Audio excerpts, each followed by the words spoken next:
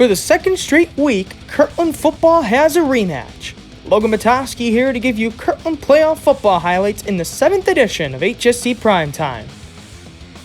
This week, the Hornets got set to take on the 9th-seeded Sandy Valley Cardinals at Chardon High School. It was a rematch of a 2019 first-round matchup where the Cardinals nearly shocked the Hornets, but fell 38-24. This meeting would fare just a bit differently, and that's where we pick up this week's show.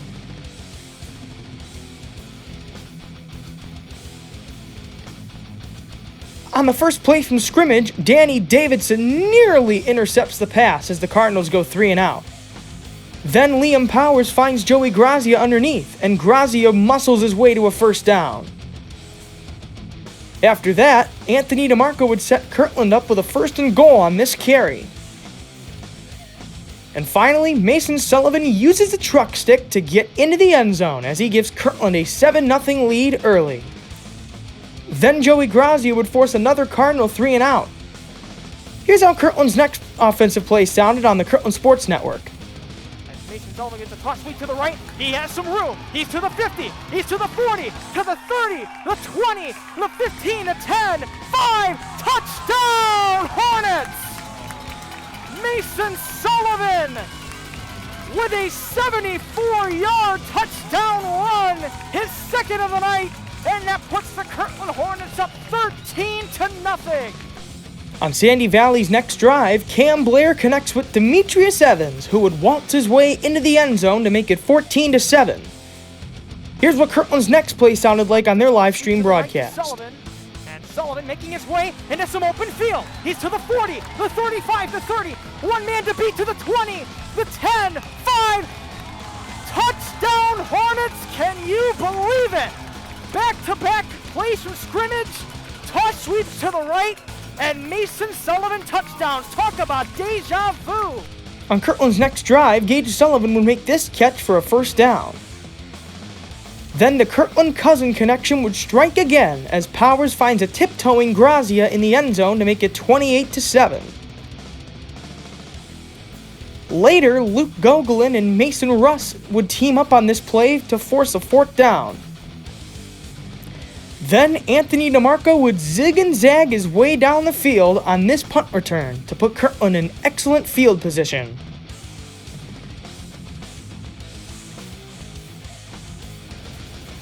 The Hornets would follow that up with Mason Sullivan's 3rd touchdown of the night to make it 35-7 Kirtland. On Kirtland's next drive, Powers finds Grazia once again to pick up the 1st down.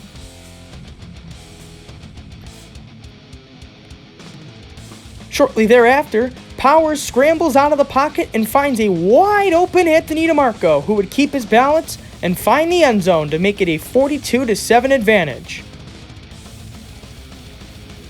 Then Sandy Valley would pass their way down the field as the first half came to a close. On this play, Mason Sullivan nearly comes up with the interception.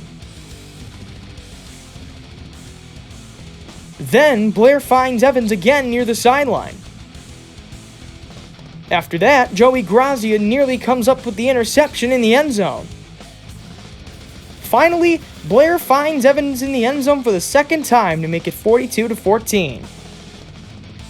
On the last play of the half, Powers went deep to Anthony DeMarco as the clock hit 0. Coming out of halftime, Mason Sullivan didn't skip a beat as he scored his 5th touchdown of the night to make it 49-14. He finished the night with 269 yards on the ground. On Kirtland's next drive, Sullivan refuses to go down, breaking a slew of tackles, one after the other, as he picks up the 1st down. Kirtland's backups would check in for the rest of the night, as Tommy Gogolin cashes in from 2 yards out to make it 56-14 after 3. Then, Bellaire would torch the backups as he began to hit his receivers for big gains.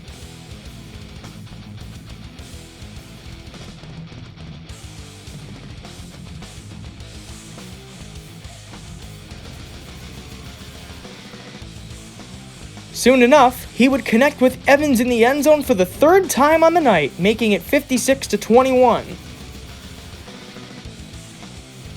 After that, Bellaire heaves it deep and finds, guess who?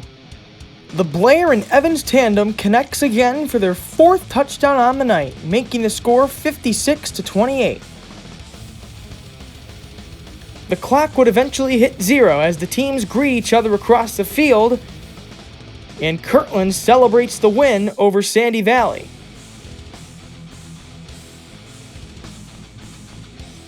And a special shout out to the Kirtland offensive line as well for a great night of blocking. Kirtland defeats 9th-seeded Sandy Valley by a final score of 56-28 to advance to the regional semifinals, otherwise known as the Sweet 16. The stats from this week's game are now running down your screen, courtesy of us, the Kirtland Hornet Stat Crew. Next week, Kirtland takes on the 4th-seeded Garaway Pirates, who beat 5th-seeded Bellaire 61-0. Kirtland is 2-0 all-time against Garaway. And that will do it for this week's show. Thanks again for watching. This is Logan Batoski signing off.